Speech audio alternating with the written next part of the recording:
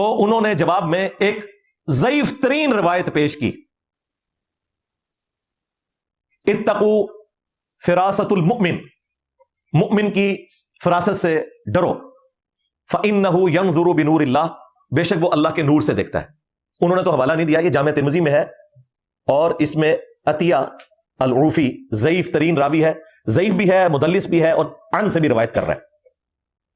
کئی سکم ہے اس روایت کے اندر۔ اچھا، کئی سکم ہے اس روایت کے اندر۔ پہلی بات تو یہ ہے کہ مرزے نے لفظ پڑھا ہے فراست المومن، جبکہ یہ غلط ہے، صحیح لفظ ہے فراست المومن۔ دوسری بات یہ ہے کہ مرزے نے راوی کا نام لیا ہے عطیہ العوفی، یہ لفظ العوفی نہیں ہے، العوفی ہے، یعنی عین پر زبر ہے۔ اور تیسری بات یہ ہے کہ مجمع الزوائد میں اس روایت کی ایک سند کو حسن لکھا ہے، اور مرزے کا یہ اصول ہے کسی ایک محدث کی طرف سے بھی تصحیح ہو تو یہ کافی ہے۔ اس کی دلیل یہ ہے کہ مرزے کا جو پیپر 5B ہے جو کربلا کے متعلق اس نے لکھا ہے، اس کے دفاع میں، اپنے اس پیپر کے دفاع میں مرزے نے کئی دفعہ یہ بات کی ہے کہ جی اس پیپر میں کوئی ایک ایسی روایت نہیں ہے جس کو کسی بھی محدث نے صحیح نہ کہا ہو۔ تو اس کا مطلب یہ ہے کہ اگر کوئی ایک محدث بھی کسی روایت کو صحیح کہہ دے تو مرزے کے اصول کے مطابق اس کو قبول کر لینا چاہیے۔ تو یہ روایت مرزے کے اصول کے مطابق قابل قبول ہونی چاہیے، کیونکہ پیپر 5B میں جو مرزے نے تحکیم لگائی ہے جن محدثین کی، ان میں مجمع الزوائد کے مصنف بھی شامل ہیں،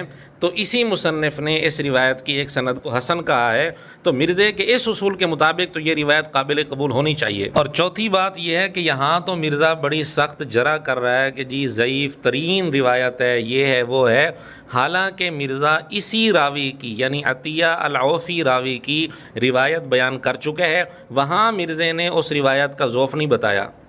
وہ ایک صحابی تھے نا، اسی آیت کے کانٹیکسٹ میں آتا ہے، انہوں نے پوری رات مزدوری کی ایک یہودی کے ہاں، ایک مٹھی صرف کھجوروں کی ملی اسے معاوضہ، اس نے آگے حضور کو کیا کہ یا رسول اللہ یہ غزوہ تبوک پہ جو آپ اپیل کر رہے ہیں نا، میرا بھی حصہ ڈال لیں، ٹھیک ہے؟ تو یہ منافقین کھڑے مذاق اڑا رہے تھے کہ جی اتنی مٹھی سی کھجوروں سے کیا فرق پڑ رہا ہے، اور حضور اتنے خوش ہوئے، آپ نے وہ مٹھی جو ہے نا وہ جتنا ڈھیر تھا نا اس کے اوپر یوں بکھیر دیا، آپ نے فرمایا اس سب پہ وزنی ہے۔ مرزا نے جو روایت بیان کی ہے، یعنی ایک صحابی کا ساری رات مزدوری کر کے تھوڑی سی کھجور لے کر آنا اور آپ علیہ الصلوۃ والسلام کی خدمت میں پیش کرنا، اور حضور علیہ الصلوۃ والسلام کا اس کھجور کو پورے صدقے کے ڈھیر پر بکھیر دینا اور یہ کہنا کہ یہ سب پر بھاری ہے، یہ مضمون ہمارے علم کے مطابق یہ روایت جہاں آتی ہے اس کی سند میں عطیہ العوفی راوی ہے۔ اگر مرزے کے شاگرد اس راوی کے علاوہ کسی اور سند سے دکھا دیں تو ہم ان کا شکریہ ادا کریں گے۔ ہمارے علم میں اس مضمون کو نقل کرنے والا راوی عطیہ العوفی ہے، جیسا کہ تفسیر ابن کثیر میں آپ دیکھ سکتے ہیں۔ اگرچہ مرزے نے جو مضمون بیان کیا وہ بھی تھوڑا سا مختلف ہے، اصل جو مضمون ہے وہ یہ ہے کہ صحابی نے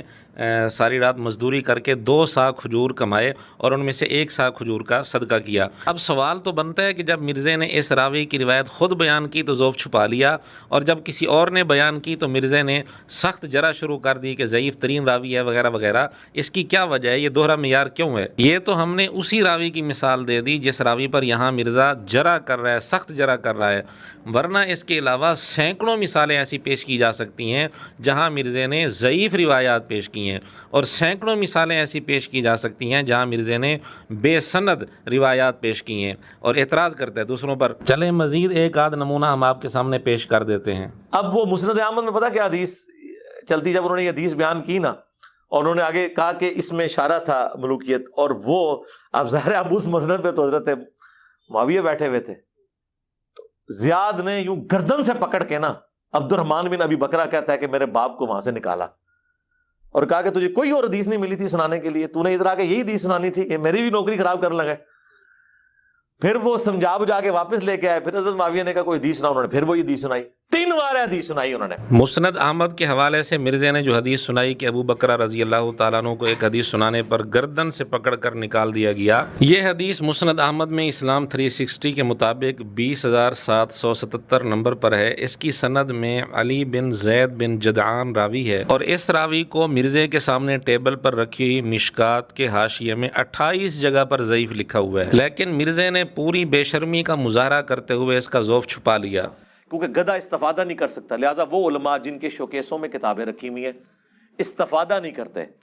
تو وہ گدھے کی مثال ہے۔ اچھا، شو کیسوں میں رکھی ہوئی کتابوں سے استفادہ نہ کرنے والا اگر گدھا ہے تو سامنے ٹیبل پر رکھی ہوئی کتاب سے استفادہ نہ کرنے والا کون ہوگا؟ سامنے ٹیبل پر رکھی ہوئی کتاب میں جس راوی کو 28 جگہ ضعیف لکھا ہوا ہے، مرزا پوری ڈھٹائی کے ساتھ اس کی روایت کو بیان کر رہا ہے لیکن اس کا ضعف بیان نہیں کر رہا۔